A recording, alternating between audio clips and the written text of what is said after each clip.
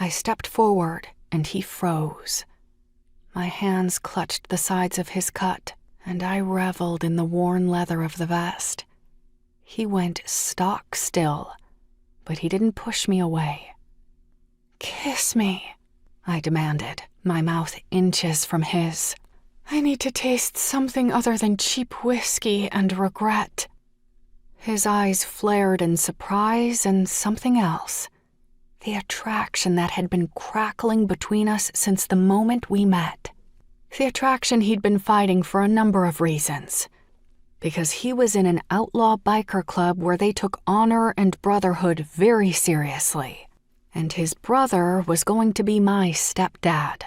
My very protective, over-the-top stepdad. Technically, my only dad. Since my biological father was a man who had beat my mother my entire life without me knowing, and had recently almost killed her. He was dead to me now. Which was neither here nor there, but I supposed it could have been one of the reasons why Eldon was fighting the very obvious attraction to me. Or since he was chronologically old enough to be my father, only because my father had been a teenager when my mother had me.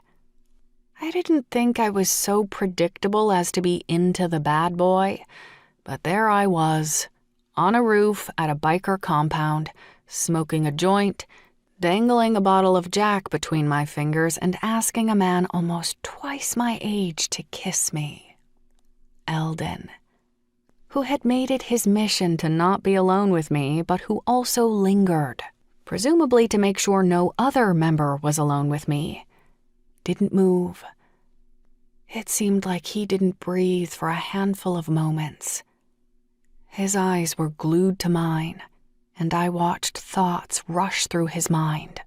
It was reasonable that he was weighing how responsible it was to kiss the 18, almost 19-year-old who was almost the stepdaughter of one of his best friends/brothers, who would likely kill him if he found out about aforementioned kiss. Worry and dread clutched my stomach then, at the thought that he might deny me, which of course he was well within his rights to do, and I'd have to sit here on the roof feeling rejected on top of everything else. I should have taken the words back, blamed them on the booze, my emotions, whatever. But I didn't. I stared at him and waited for him to make the decision that would change both of our lives.